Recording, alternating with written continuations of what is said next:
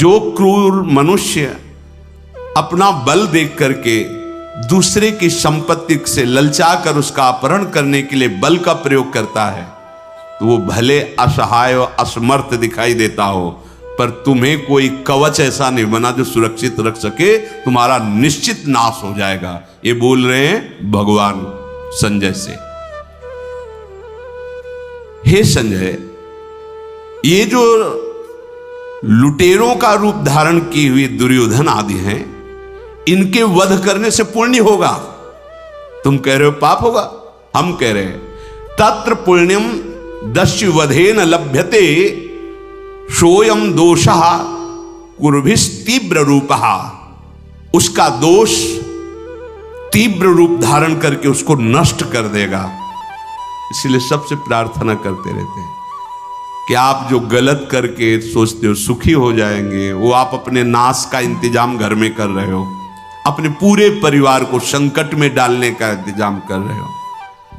जैसे जैसे कलयुग का समय बढ़ रहा है, वैसे वैसे इन बातों का वो ना तो ज्ञान है और ना महत्व रखकर सुनते ही है। गांव में देखा बिना पढ़े लिखे लोग, गांव में देखा 10 रुपए ज्यादा हो गए तो तुरंत वापस किया कि आपके गिनने में भूल हो गई, ये 10 रुपए आ गए, बिना वापस किए चैन नहीं, क्योंकि जानते हैं 10 रुपया अधर्म की वृत्ति से युक्त हो जाएगा, हमारी बुद्धि भ्रष्ट हो जाएगी। बिना शास्त्र पढ़े लिखे ऐसे धर्म में चलते थे। जो धर्म के राष्ट्र को नहीं जानते, भले अपने को बहुत प्रवीण मान करके धर्म की बातें करे। संजय कुछ ऐसा ही है, अर्थात आप पूर्ण धर्म को नहीं जानते और बातें कर रहे हो। राजा धृतराष्ट्र अपने पुत्रों के साथ मिलकर पांडवों के साथ कैसा बर्ताव किया, क्या तुम्हें पता नहीं संजय? जो छिपकर छल करके कपट करके दूसरों का धन चुरा ले, दूसरों की स्त्रियों के साथ गलत आचरण करने की चेष्टा करे, वो महानिंदा का पात्र, मृत्युदंड का अधिकारी है। तुम ही कहो कौन से लक्षण बकाया रह गए धृतराष्ट्र पुत्रों में? कैसे कैसे आचरण, ये कामी क्रोधी राज्य के लोभी, तुम उनको धर्मात्मा मान रहे हो, धर्म से चलने वाला मान रहे हो, और पांडवों को शिक्षा दे रहे हो कि तुम अधर्म आचरण ना करना। क्या तुम्हें पता नहीं दुर्योधन ने क्या क्या पांडवों के साथ व्यवहार बचपन से किया है? अब जब देख रहे हैं ना धृतराष्ट्र कि मौत के फंदे में हमारे पुत्र फंसने वाले हैं, तब वो तुम्हें भेजा है धर्म सिखाने के लिए। जिस समय कृष्णा द्रौपदी उसको सभा में रजस्वला स्थिति में केस पकड़कर दुशासन ला रहा था, क्या धृतराष्ट्र को धर्म का ज्ञान नहीं था? क्या भीष्म को ज्ञान नहीं था? क्या द्रोणाचार्य को ज्ञान नहीं था? आज तुम आए हो यहां धर्म उपदेश करने के लिए। बालक से लेकर बूढ़े तक सब सभा में विराजमान थे, किसी ने एक शब्द ना तो दुशासन को बोला, न कर्ण को बोला, न दुर्योधन को बोला। क्या यही धर्म है? अपने पुत्र दुर्योधन का प्रिय करने के लिए मुस्कुराते रहे, हां ये भी जीत गए, अब ये जीत गए। तुम्हें याद है दुशासन कैसे सभा में लाया था द्रौपदी को? ये सब पूज्य जन भीष्म आदि बैठे हुए थे, चारों तरफ करुणामयी दृष्टि से कातर भाव से द्रौपदी देख रही थी। एकमात्र विदुर जी ने विरोध किया और दूसरा किसी ने नहीं। उस समय क्या इन सबको धर्म का ज्ञान नहीं था? क्या ये कायरता रूपी दोष से युक्त नहीं थे? क्या ये अन्याय को सह नहीं रहे थे? तो विदुर जी धर्म कहता है जिस सभा में अन्याय हो रहा हो और जितने सभा में बैठे हैं अगर चुप हैं तो सबको पाप लगेगा, या तो सभा छोड़ के चला जाए और या विरोध करे। अगर चुप रहे तो तुम भी पाप के अधिकारी बनोगे। अब तुम यहां धर्मानुकूल वचन बोलने आए हो। संजय, द्यूत सभा में जो अन्याय हुआ, सब बड़े बड़े महापुरुषों के सामने सूत पुत्र कर्ण ने क्या कहा द्रौपदी को? याद करो वो शब्द, कर्ण ने कैसा अपमान किया था, याद करो। क्या तुम्हें उस समय धर्म का ज्ञान नहीं था? कर्ण जब बार बार ऐसा वचन बोल रहा था जो हृदय में चोट पहुंचाता है द्रौपदी को, जो हृदय ही नहीं हड्डी हड्डी में क्लेश पैदा कर देता है, ऐसी कसक जिसमें बाण में भी ताकत नहीं, ऐसे वचन बोले गए। क्या तुम्हें याद नहीं? जिस समय पांडव वन के लिए जा रहे थे, पीछे सब मजाक उड़ा रहे थे, अपने को बलवान समझते हैं, देखो हार करके ये चिरकाल तक वनवास रूपी नरक में गिरने जा रहे हैं। तुम्हें क्या वो शब्द याद नहीं? शकुन ने द्वित क्रीड़ा के समय कैसी निंदनीय बातें कही पांडवों को, कहां तक गिनाऊं? वो निंदनीय वचन जब मुझे याद आते हैं तो ऐसा लगता है मैं स्वयं हस्तिनापुर जाऊं और एक बार इन दुष्टों को दंड दूं। पर पांडवों को देख करके अपने क्रोध का शमन कर रहा हूं। मैं स्वयं चलूंगा और एक बार समझाने की चेष्टा करूंगा, अगर नहीं समझे तो निश्चित विनाश पक्का। मैं समस्त नीतियों का ज्ञाता हूं, भगवान श्री कृष्णचंद्र जी कह रहे हैं। शुक्र नीति, शुक्राचार्य की नीति, बृहस्पति नीति, जितनी भी राजनीति, जितनी भी वेद नीति, सबका ज्ञान है, समझाने की चेष्टा करूंगा। लेकिन मैं पहले बता देता हूं, ये धूर्त दुर्योधन आदि मेरी बात बिल्कुल नहीं मानेंगे, क्योंकि उनके हृदय में अधर्म है। और संजय यदि ऐसा हुआ तो उस गांडीव धनुषधारी अर्जुन की सारथी रूप में बैठा हुआ मैं स्वयं विनाश करवाऊंगा। भीमसेन के अंदर महाबल रूप से मैं विराजित होकर अपराजित कर दूंगा। भीम को अपराजित कोई पराजित नहीं कर पाएगा। बहुत हो गया। शत्रुओं का दमन करने वाले, धर्म से चलने वाले धर्मराज युधिष्ठिर को अब कष्ट नहीं सहने दूंगा, भगवान बोले। संजय, धर्म का आचरण करने वाले महात्मा मेरी आज्ञा में रहते हैं, इसलिए ये परम शांत हैं। पर यह न समझ लिया जाए कि ये असमर्थ हैं। ये इस समय देवराज इंद्र से भी युद्ध करने में समर्थ हैं। ये कौरव वंशियों की तो बात ही क्या। संजय ने युधिष्ठिर जी को प्रणाम करके कहा कि अब मैं समझ गया, हस्तिनापुर जा करके महाराज धृतराष्ट्र से ये निवेदन करूंगा, आप मुझे आज्ञा दीजिए। युधिष्ठिर जी ने कहा, संजय, बड़े पिता धृतराष्ट्र से और आचार्यों से, गुरुजनों से मेरा प्रणाम, कुशल मंगल कहना, जिससे उनका भी हित हो और हमारा भी हित हो, ऐसी ही वार्ता करना। चाहे साधु बैठे हों या असाधु बैठे हों या बालक बैठे हों या वृद्ध बैठे हों, सबको प्रणाम करना मेरा। और ये बता देना कि विधाता का विधान बहुत बलवान होता है। सबका नियंता कोई है एक, जो अनेक जन्मों के कर्मों को देख करके विधान कर रहा है। जो बड़े बड़े विद्वानों को भी मूर्ख बना देता है, मूर्खों को भी विद्वान बना देता है कोई एक। महाराज से कहना कि उसी को डरे, कहीं अमंगल विधान न हो जाए। और हे संजय, परम साधु पितामह शांतनु नंदन भीष्म जी को मेरा नाम लेकर प्रणाम करना कि युधिष्ठिर प्रणाम कर रहे थे, और कहना कि आपके रहते हुए हम लोगों को इतना कष्ट सहना पड़ा, क्या आप अब भी कोई ऐसा विचार कर रहे हैं जिससे हमको सुख मिल सके? हम सब परस्पर प्रेम पूर्वक जीवन व्यतीत कर सकें आपके सामने, क्या ऐसा विचार है आपके पास? हम लोग परम शांति चाहते हैं। संजय, मैं हाथ जोड़ के कहता हूं, अगर वो हमें आधा राज्य न दे तो अविस्थल, वृकस्थल, माकंदी, वारणावत और एक कोई और गांव, 5 गांव दे दे। हम पांचों भाई अलग अलग गांवों में रह करके जीवन व्यतीत कर लेंगे, युद्ध नहीं करेंगे। ना दे आधा राज्य, पहले तो प्रार्थना करना, जब वो अस्वीकृत कर दे तो ये कह देना कि 5 गांव दे दे हमें, पूरा चक्रवर्ती सम्राट पद वो ले ले, हमें 5 गांव दे दे, तो भी मैं युद्ध नहीं करूंगा।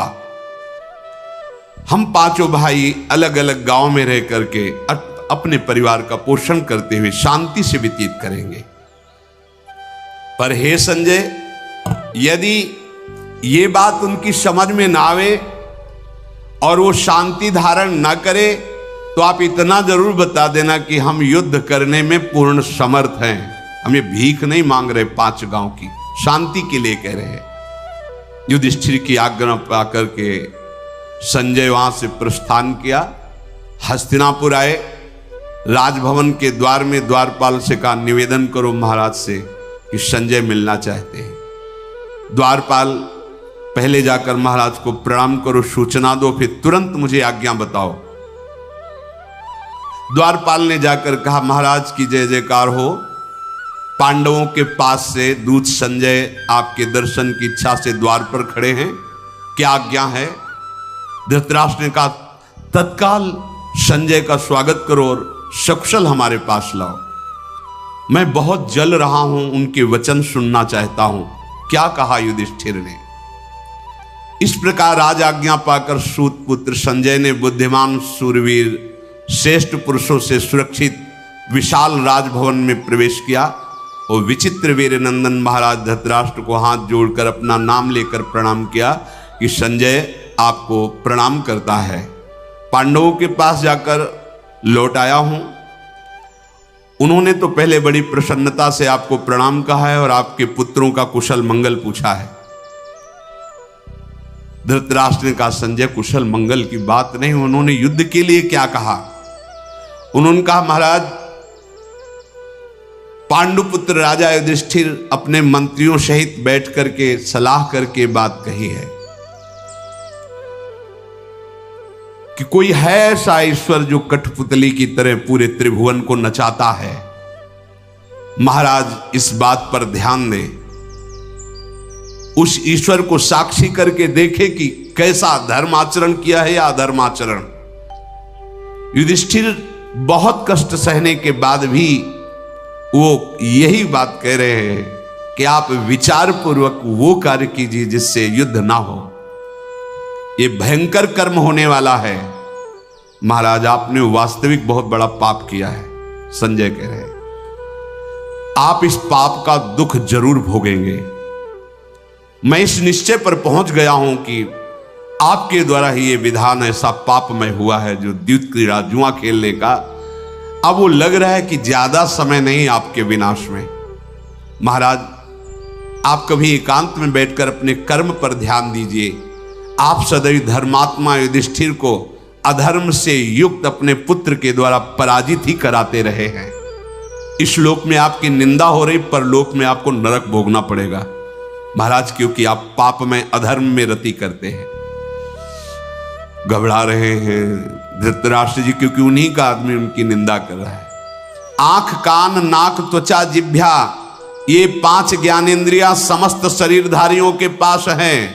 यदि तृष्णा का आश्रय लेकर अर्थात भोगे हुए विषय को पुनः भोगना, धन है और धन, ऐसी लोभ हो, ऐसी वृत्ति हो, तो इंद्रियों को बिना बस में किए हुए वाला पुरुष अपना ही नाश कर लेता है। राजन, जगत में ऐसे बहुत कम लोग होते हैं जो प्रिय अपी सुख दुख और निंदा स्तुति में समान भाव रखते हैं। ऐसे हैं महाराज युधिष्ठिर, ऐसे बहुत कम लोग होते हैं, उनमें है महाराज युधिष्ठिर, और आपने उनका अपराध किया है। एकमात्र आप अपने पुत्र की प्रशंसा करते हैं और अपने पुत्र का सुख चाहते हैं। द्यूत कीड़ा में वाह वाह कह के प्रशंसा की थी, तो अब सहने के लिए तैयार हो जाइए। ये शकुनी, कर्ण, दुर्योधन, दुशासन, ये निश्चित दंड पाएंगे महाराज, वहां मैं सुन के आ रहा हूं। संजय ने कहा, महाराज जा रहा हूं, अभी तो विश्राम करूंगा, फिर आपको जो आप प्रश्न करेंगे उसका उत्तर दूंगा। धृतराष्ट्र ने द्वारपाल से कहा, संजय के जाने के बाद तुरंत विदुर जी को बुलाओ, नहीं हमारे प्राण निकल जाएंगे, हम बहुत चिंता से युक्त हो रहे हैं। एकमात्र विदुर जी ही ऐसे हैं जो मुझे निश्चिंत कर सकते हैं। तत्काल दूत गया, बहुत सुंदर वर्णन किया है विदुर जी ने। विदुर जी से प्रणाम करके कहा कि राजा धीराज धृतराष्ट्र आपके दर्शन करना चाहते हैं। विदुर जी तत्काल राजमहल में आए और अंगसेवी से कहा कि महाराज को सूचित करो, मैं सेवा में उपस्थित हूं। द्वारपाल ने जाकर कहा, सामने विदुर जी पधार चुके हैं, आपको प्रणाम कर रहे हैं, आज्ञा दीजिए वो क्या कार्य करें। विदुर जी परम बुद्धिमान साक्षात धर्मराज हैं, मूर्तिमान धर्म स्वरूप हैं।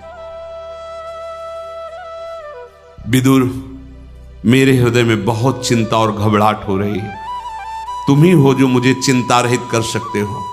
तात मैं अब रात दिन जल रहा हूं, ये अधर्म का फल है, अधर्म का फल। कर लो मनमानी, तुम्हारा मन ही तुमको रात दिन जलाएगा, चैन नहीं लेने देगा। विदुर, मुझे रात में नींद नहीं आती, अब एकमात्र तुम सहारा हो, मुझे बताओ मैं क्या करूं, क्या धर्म है, कैसे चलूं जिससे अब शांति मिल जाए। तुम ये जान गए होगे कि संजय को भेजा था पांडु के यहां से लौट कर आए, वो ऐसा बोले कि मेरा मन अशांत और हो गया है। विदुर जी बोले, राजन, जिसका धर्मात्मा और बलवानों से बैर हो जाए उसे कभी शांति नहीं प्राप्त हो सकती। शब्द एक एक विदुर जी के बहुत ध्यान से सुनना। जिसका धर्मात्मा और बलवानों के साथ बैर हो जाए वो कभी शांति को प्राप्त नहीं हो सकता। साधनहीन दुर्बल मनुष्य, जिसका सब कुछ हर लिया गया हो, जो कामी हो और जो चोर हो, ऐसों के जीवन से शांति, नींद आदि अपहरण हो जाती है। कौन? जो साधनाहीन है, जो मन का बड़ा दुर्बल है, जो मन कहता वही कर बैठता है, और जो दूसरों का अपहरण करने में लगा रहता है, और जो कामी पुरुष है और जो चोर है, इनकी सुख, शांति, नींद ये अपहरण कर ली जाती है। ये जलते रहते हैं रात दिन। महाराज देखो, कहीं आपका इन दोषों से संबंध तो नहीं हो गया है। मुझे तो लगता है कि आपकी स्थिति देख करके कि आप इन दोषों से युक्त हो रहे हैं। ये दोष जिसमें हो और जो इन दोषियों का संगी हो, दोनों को फल एक जैसा ही मिलता है। आप देख लीजिए। धृतराष्ट्र ने कहा, विदुर, तुम धर्मयुक्त बातें कह रहे हो, बड़ी सुंदर बातें कह रहे हो, ऐसा कुछ बोलो जिससे मुझे सुख मिले। तो महाराज, श्रेष्ठ लक्षणों से संपन्न राजा जो धर्म से युक्त महाराज युधिष्ठिर हैं, वो तीनों लोकों के स्वामी बनने का अधिकार रखते हैं और सदैव आपके सामने झुककर आपके चरण छुए हैं, आपकी आज्ञा का पालन किया है। पर आपने उनके साथ क्या किया है, यह विचार कर लीजिए। आप दुर्योधन, शकुनी, कर्ण, दुशासन जैसे अयोग्य, अधर्मी, इनके ऊपर राज्यभार डाल दिए और सुख शांति चाहते हो अधर्मियों का आश्रय लेकर। आत्मज्ञानम समारंभस तितिक्षा धर्म नित्यता यमर्थान नापकर्षंती सा वै पंडित उच्यते। विदुर जी ने कहा, आश्रय इनका लिया जाता है, ऐसों का नहीं। आश्रय किनका लिया जाता है? आत्मज्ञानम समारंभस तितिक्षा धर्म नित्यता, जो वास्तविक अपने स्वरूप का बोध प्राप्त कर चुके हैं, इनका आश्रय लिया जाता है। जो समारंभ हर समय ऐसी साधना में लगे रहते हैं, किसी का मंगल नहीं, सबका मंगल करने वाले, और स्वयं हर कष्ट को सहने की सामर्थ्य रखते हैं। तितिक्षा धर्म नित्यता, जो नित्य धर्म में स्थित रहते हैं, ऐसे पंडित मतलब ज्ञानी महापुरुषों का आश्रय लिया जाता है। ये दुर्योधन, शकुनी, कर्ण, दुशासन ऐसे अधर्मियों का आश्रय लेने से यही दशा प्राप्त होती है। महाराज, निसेवते प्रशस्तानि निंदितानि न सेवते अनास्तिकः श्रद्धान एतत् पंडित लक्षणम। जो सदैव शास्त्र सम्मत कर्मों का अनुष्ठान करता है, शास्त्र के निषेधात्मक कोई भी कर्म नहीं करता है, जो निषेध बुरे कर्मों से सदैव दूर रहता है, जो भगवान पर विश्वास रखता है और भगवान और भक्तों पर श्रद्धालु है, ऐसे सद्गुणी पुरुषों का आश्रय लेना चाहिए, क्योंकि वही पंडित है, वही ज्ञानी है। क्रोधो हर्षश्च दर्पश्च ह्री स्तंभो मान्य मानिता यमर्थान्नापकर्षन्ति सा वही पंडित उच्यते।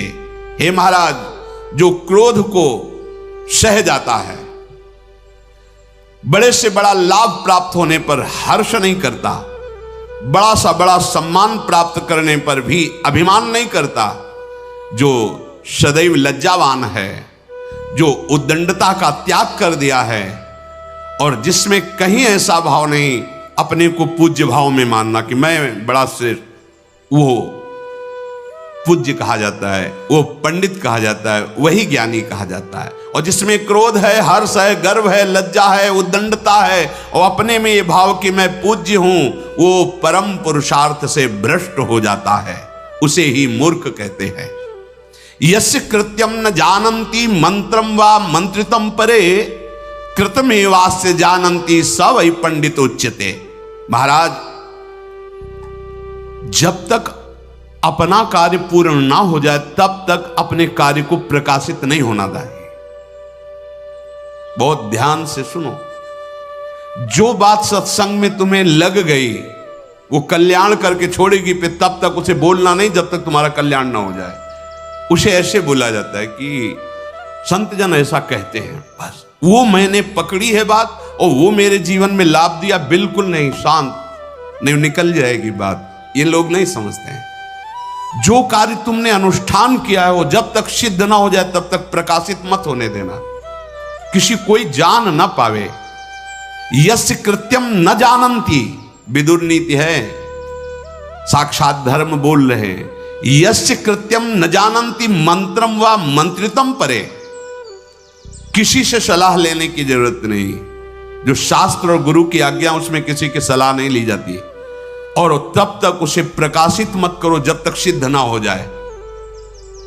ये बहुत बहुत महिमामय बात है। हम लोग चूक कर बैठते हैं, अपने यश, अपने सम्मान चाहने के लिए बाहर कर देते, वो बाहर ही रह जाती है, अंदर सब खाली हो जाता है।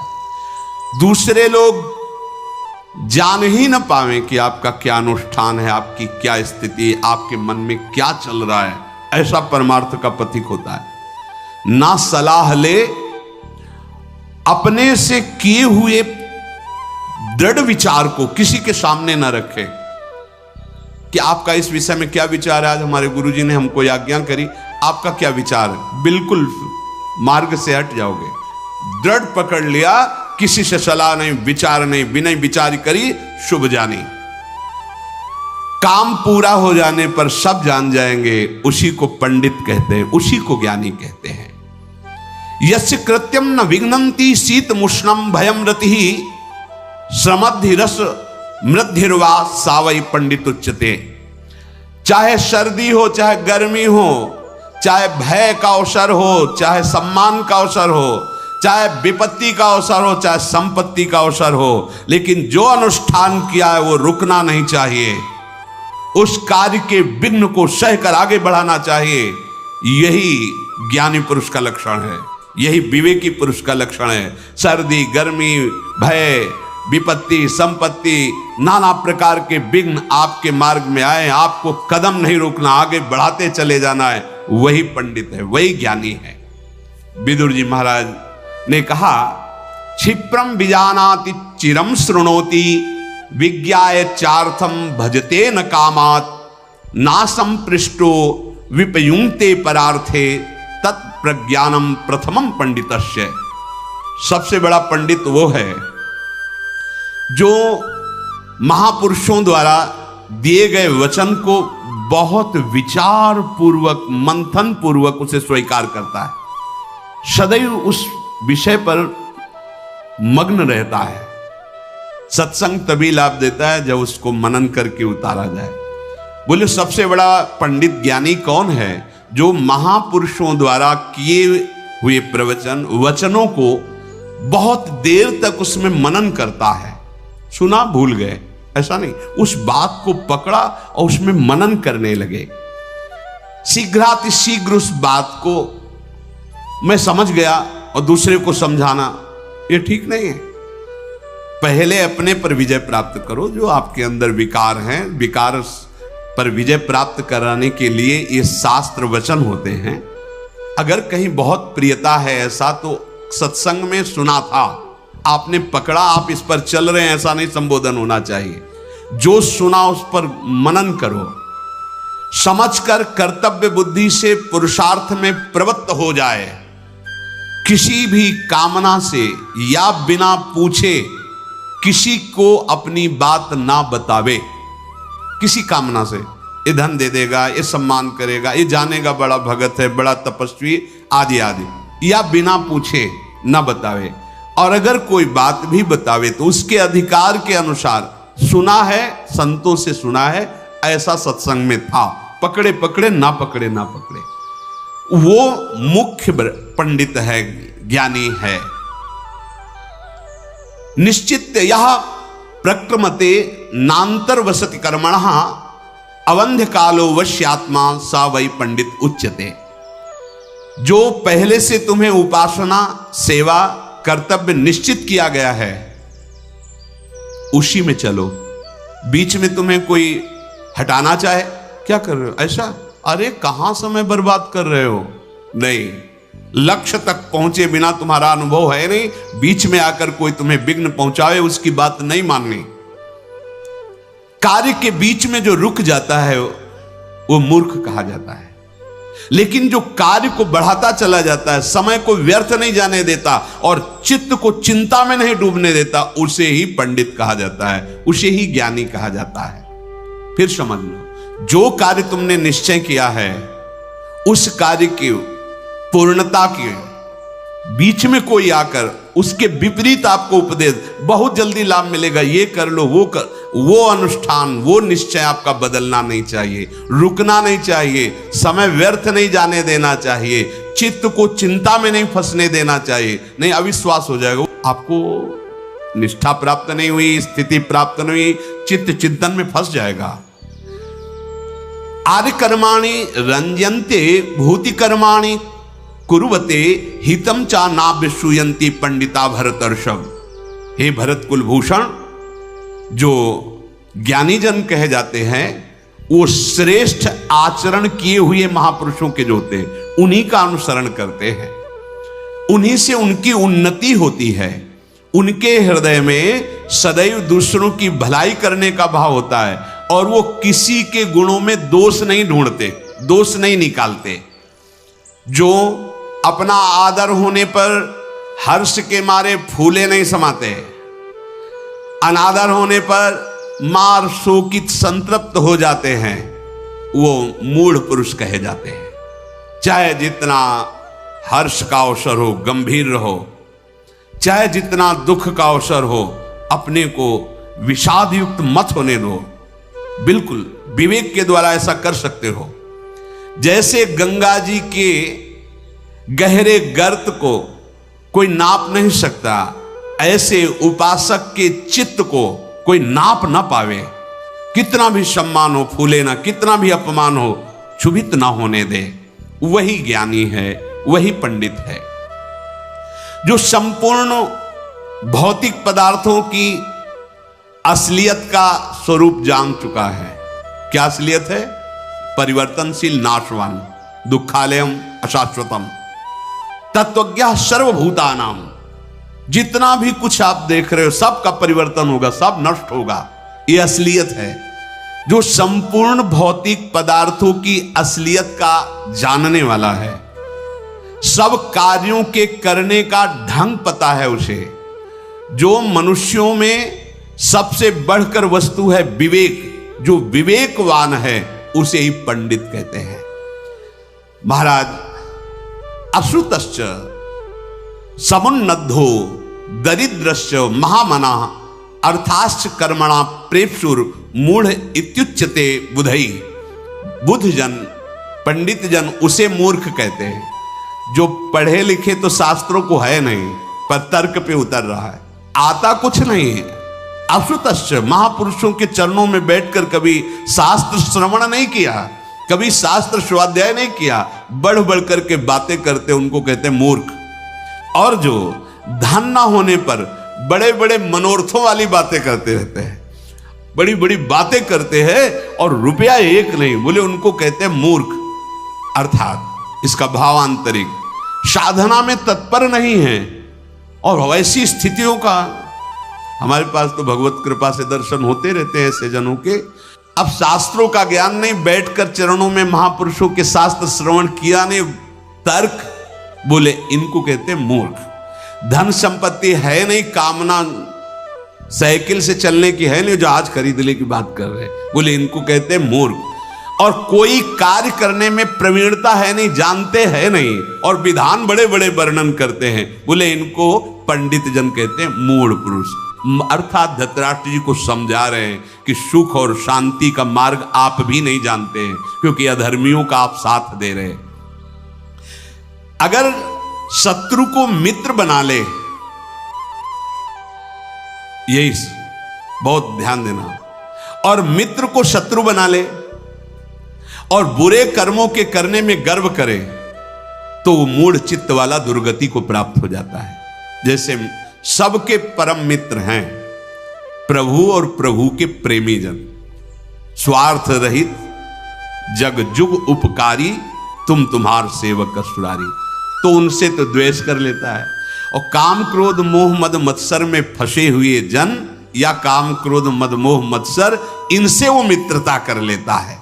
बोले दुर्गति पक्की है महाराज, विदुर जी बोल रहे हैं। जो अपने कर्मों को थोड़ा करके विशेष फैलाता है, अच्छा 2-4 किलो मिठाई बांट दी, अपने गांव गए, वहां बताए पता है पूरी परिक्रमा को मिठाई पवाई, बिल्कुल नहीं। अगर आपसे सत्कर्म हो जाए, कोई कहे कि हमने तो देखा था वृंदावन में ऐसा, हम कहाँ करने वाले प्रभु हैं, हम तो नीच अधम प्रभु की कृपा से वहां पहुंच गए, यही बड़ी बात। ऐसा अपने को छुपाना है। जो अपने छोटे कर्म को बड़ा करके वर्णन करता है, पुण्य कर्मों को, और पाप कर्म को बिल्कुल नहीं। अगर उनसे कहो आपने गलती की क्या, तो आपके ऊपर वो आवेश प्रकट कर देंगे। अपने पापाचरण को छुपा के और पुण्य कर्म को विस्तार से वर्णन करने वाले ये शीघ्र नष्ट हो जाते हैं। विदुर जी वर्णन करें, ये शीघ्र नष्ट हो जाते हैं। मूढ़ चित्त वाला अधम मनुष्य, उसको ये ज्ञान नहीं रहता कि साधु सभा में कैसे जाना चाहिए। विदुर नीति है, जब आप किसी सज्जन पुरुष साधु महात्मा की सभा में प्रवेश करें, द्वार पे जो हो उसकी अनुमति अनिवार्य है। हम जा सकते नहीं, आप यही रहे, दोबारा मत प्रश्न कीजिए, वहीं बैठ जाए। जो लाभ आप लेने आए वहीं आपको मिल जाएगा, क्योंकि सर्वदृष्टा आराध्य देव भगवान आपकी विनम्र। अब वहां धक्का मुक्की की, लड़ाई झगड़ा किया, ये आपका अपराध बन जाएगा। अनाहूता प्रविशति अपृष्टो बहुभाषते। आपने पूछा या नहीं पूछा, धक्का मार के अंदर कुछ नहीं मिलेगा, जलोगे, यहां बैठ के जलोगे। आप देख लो, धक्का मार दो, जो साधु सेवा में लगे हुए, आप उनको अपमानित कर दो, धक्का मार के अंदर आओ, तो हमारा हर वचन आपको आग जैसा लगेगा, वो जलाना प्रारंभ कर देगा आपको, और वो जलन बढ़ाएगा, मिटाएगा नहीं। एक जलन होती मिटाने वाली, ये बढ़ाने वाली होगी। तो प्रविशंति अपृष्टो बहुभाषते, वहां तर्क वितर्क मत करो, लड़ाई झगड़ा मत करो। जी हम ये बैठे, अगर आप सच्चे हृदय से आए हो, विश्वास रखना, हमने कई बार महापुरुषों को देखा है कि बिल्कुल समय नहीं मिलने का। एक बार किसी महापुरुष के पास गए थे, तो संतों का समय होता है, अपनी दिनचर्या होती है। अब 2 बजे दिन में पहुंचे थे सैनपुर से चलकर, वहां पता चला कि उनका चलो सरकार की कुटिया उनका पीछे, बाउंड्री के पीछे बैठ जाते हैं, तो आसपास ही होंगे, थोड़ी देर भजन करते हैं, उनके चरणों का चिंतन तो होगा। सत्य मानिए, थोड़ी देर ही बैठे थे, बहुत बड़ी बाउंड्री, उसके ऊपर से झांके, अरे उन्होंने देखा कि प्रणाम किया, तो उनका कैसे हो, बड़ी कृपा है। बोले स्नान करने जा रहे थे, बार बार लग रहा था आप बुला रहे हो, तो इसीलिए टेबल के ऊपर कुर्सी रख के उस पे खड़ा हो, बच्चों जैसे बड़े महापुरुष उस पे खड़ा, बड़ी कृपा आपकी। नहीं क्या चाहते हो? तुमका एक बार नजदीक आके साष्टांग दंडवत, आओ हम भेज रहे हैं आदमी। अपने पाया हुआ प्रसाद दिया करुणा में। आप क्या समझते हो, आपको देख नहीं रहे? अच्छा, मान सकते हैं उस कोटि की सिद्धि नहीं उनके अंदर, तो उनके मालिक की तो है ना। तुम जिसकी ले आए वही तुम्हें प्राप्त हो जाएगा, वही तुम्हें संतोष होगा, रोना आ जाएगा। यही है यहाँ आने का फल, यही है साधु समाज का फल। तुम्हारे अंदर दैन्यता आ जाए, तुम्हारे अंदर रोना आ जाए, प्रभु को पुकारना आ जाए। चार गाली दिए, अपमान के अंदर घुस गए या उद्दंडता की, हाथ कुछ नहीं लगेगा। अनाहुता प्रविशति अपृष्टो बहुभाषते। आपने पूछा नहीं, जबरदस्ती घुस गए, या फिर बहुत आप चिल्ला चिल्ला करके बोलने लगे। तो ये जो बहुत बोलना, ना पूछना, ये अविश्वास प्रकट करना, ये आपके पतन का लक्षण है। स्वयं दोषयुक्त बर्ताव करना और दूसरे जो धर्म से चलते हैं उनके दोष निकाल के वर्णन करना, ये प्रायः ये वृत्ति रहती है। अपनी तरफ झांकना नहीं, बड़े बड़े काले दाग लगे हैं, और दूसरे के वस्त्र में एक जरा सा, और उसको सूक्ष्मदर्शी से देख के बड़ा वर्णन करना, असमर्थ होते हुए भी समर्थ पुरुषों की निंदा करना, ये पतन का लक्षण है। राजन, जो अनाधिकारी को उपदेश देता है और जो व्यर्थ की उपासना करता है, जो कृपण का आश्रय लेता है, उसका निश्चित पतन हो जाता है। अगर ऐसी चूक की जाती है कि उसके धन बल से हम अपने अधिकार को नहीं समझ पा रहे हैं कि हम शास्त्र कहां सुनाएं, कैसे को सुनाएं, तो बोले अनाधिकारी को उपदेश। अशिष्यम शास्ति यो राजन यश्च शून्यमुपासते कदर्यम भजते यश्च तमाहुर मूढ़ चेतसम। जो अनाधिकारी को उपदेश करता है और व्यर्थ की उपासना करता है, भैया हमारी प्रार्थना है माँ, और हम सब चराचर जगत उसके बच्चे हैं। कभी कोई ऐसी माँ प्रसन्न नहीं होती, ये भूल मत रखना। हाँ, माँ को प्रसन्न करने के लिए पुकारो, माँ, उनको रो, उनके चरणों में, तो आपकी सारी कामनाएं पूर्ण कर देंगी। वो महा आद्या शक्ति अम्बा है।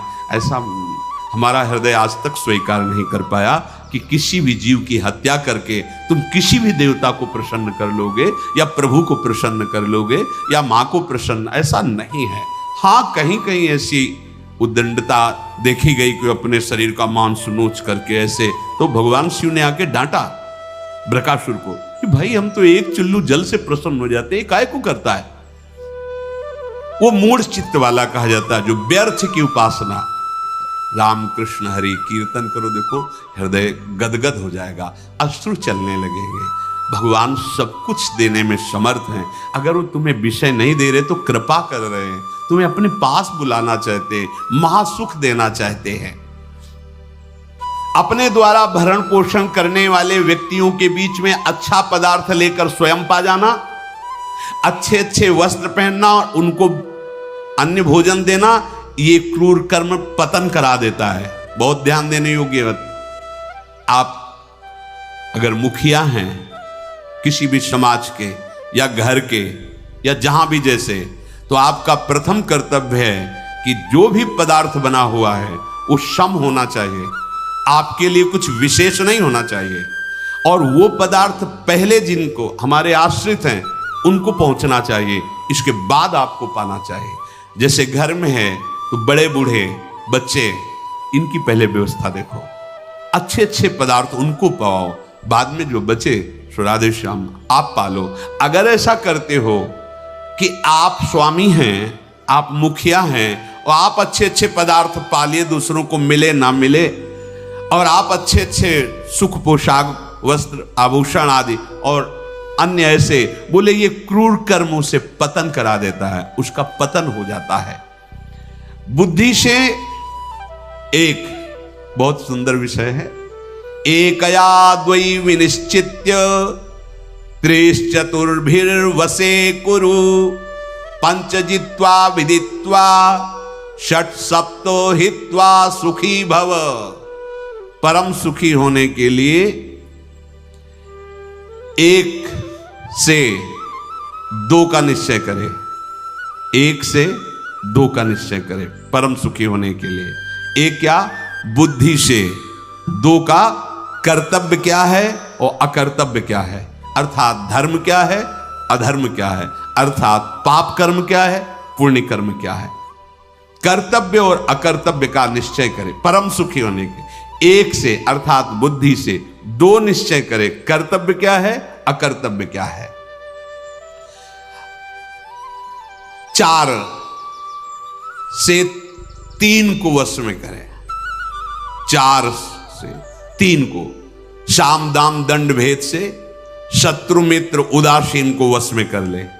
प्रार्थना करके, कुछ लोभ देके, भय दिखा करके, जैसे भी बने, भेद बुद्धि पर प्रकट करके शत्रु मित्र उदासीन इनको वश में रखे। शत्रु को भी शत्रुता से वश में नहीं किया जा सकता। विनय के द्वारा कुछ ले देकर, कुछ भय दिखा करके, देखो बाद में परिणाम ऐसा ही होगा, ऐसे वो परम सुखी रहेगा।